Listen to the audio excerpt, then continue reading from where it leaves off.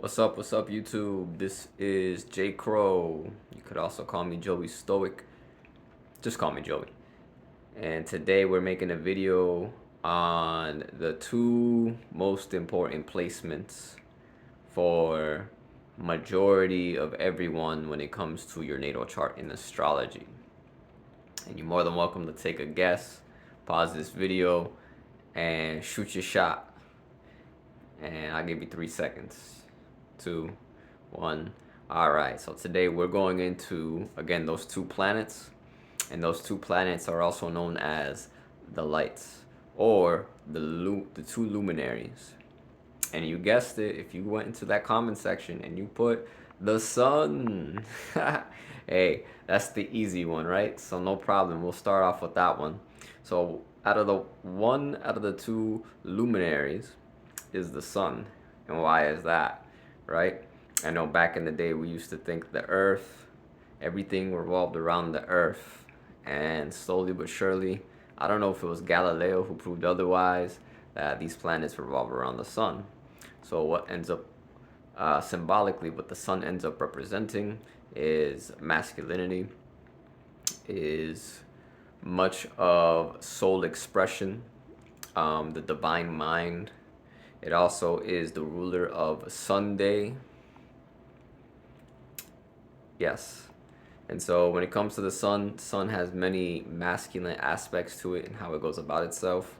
It's quite easy for us, i.e. me or you, to come to that conclusion as to why the sun ended up one out of the two luminaries. Considering its soul expression, many of us can look at it as our souls, of course, expressing ourselves.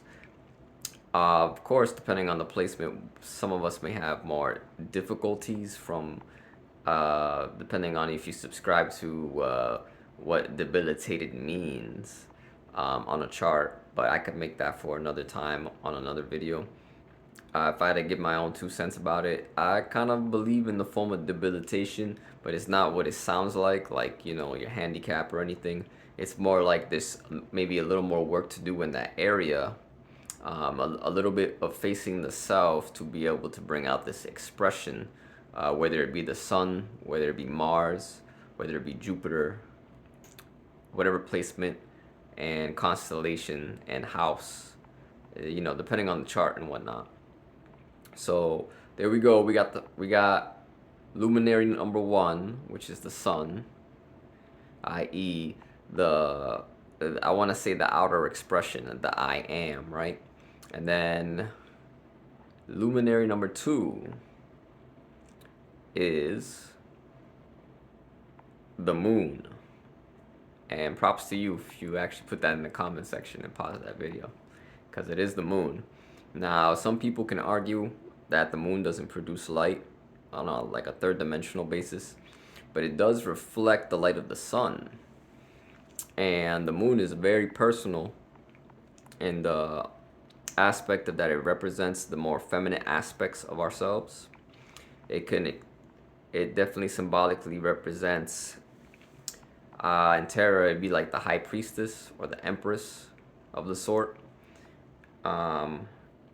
Reason why I would say such a thing is intuition and being able to follow one's intuition. If you're more adept in these feminine aspects of the self, you may find that you're more intuitive or you're more psychic.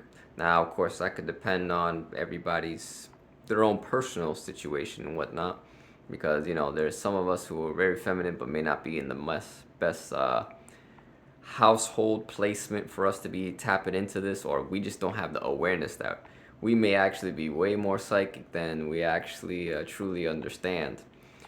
If you're someone who considers themselves more feminine, you know, you're more than welcome to, if you wanted, to take a look at your psychic abilities or more or less just your intuition.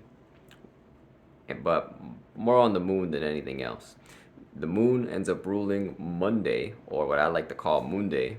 It's actually one of my most favorite days out of the week.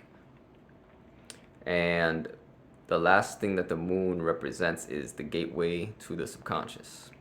The moon represents our emotions, what we're most comfortable with, And at the same time, now this is my own personal opinion, the moon can represent much of what you might personally find discomfort in, but we may actually be, like most humans do, we kind of like turn our face to pain and kind of like lean into what is pleasurable. Much like outer planets like Pluto, Uranus, and Neptune. Um, but I feel like on the subconscious level, it's more on the personal, meaning like just you as a person. Um, while the outer planets can represent generational. And so there you have it, guys. Now, when you have these two placements, they're important, and the reason why I say that for most people is because it very depends on the planets that someone might have in the first house, if it's conjunct with their ascendant, or depending on the constellation of the sun or the moon, and maybe an aspect such as a conjunction will make a big difference. But for the most part, those are the two major planets or the two luminaries in you, I, and everyone else surrounds us who subscribes to astrology. So feel free to like and subscribe, comment, let me know what you think, and I'll see you guys in the next video. Thanks.